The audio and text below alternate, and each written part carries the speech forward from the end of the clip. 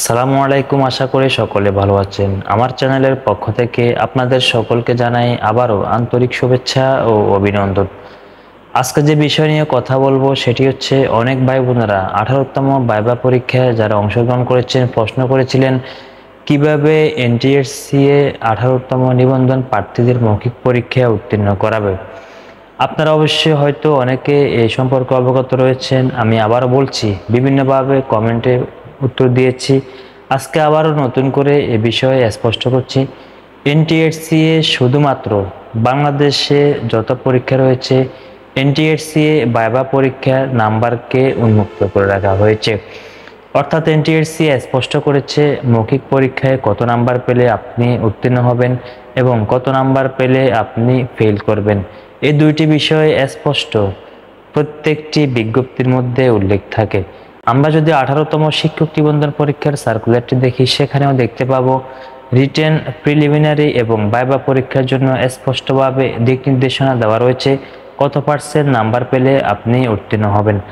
তবুও আপনাদের অনেকের প্রশ্নের পরিপ্রেক্ষিতে আজকে বলছি, শিক্ষক নিবন্ধন পরীক্ষায় বর্তমানে ভাইভা অনুষ্ঠিত হয় 20 নাম্বারের বিপরীতে 20 নাম্বারকে আবার দুইটি ভাগে ভাগ করা হয়েছে। প্রথমত হচ্ছে 12 নাম্বার। এই 12 নাম্বার সম্পূর্ণ সার্টিফিকেটের উপরে। এই 12 নাম্বার যদি আপনার সার্টিফিকেটে থাকে সেক্ষেত্রে কেউ 1 নাম্বারও কমাতে পারবে না। যে সমস্ত প্রার্থীদের ফার্স্ট ডিভিশন রয়েছে আপনারা 3 ছাড়া 12 নাম্বার অবশ্যই পেয়ে যাবেন। যাদের সেকেন্ড ডিভিশন থাকবে তারা 3 তিরিকে 9 নাম্বার, 3 অর্থাৎ 3টি সনদের বিপরীতে 9 নাম্বার পাবেন।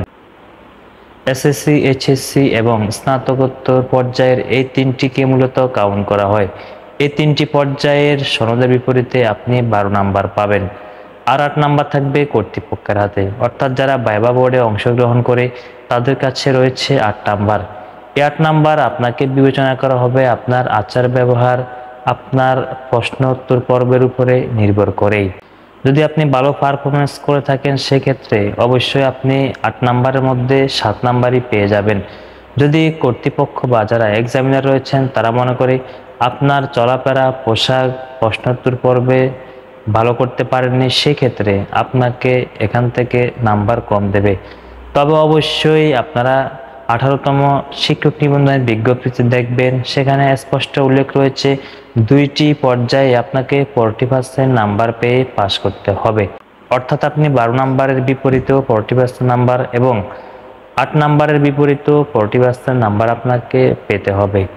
এই হচ্ছে শিক্ষক নিবন্ধন পরীক্ষার ভাইভা উত্তীর্ণ হওয়ার সম্পূর্ণ প্রক্রিয়া হয়ে যায়। আশা করি সকলে বুঝতে পেরেছেন। যদি কারো কিছু জানার থাকে অবশ্যই প্রশ্ন করবেন।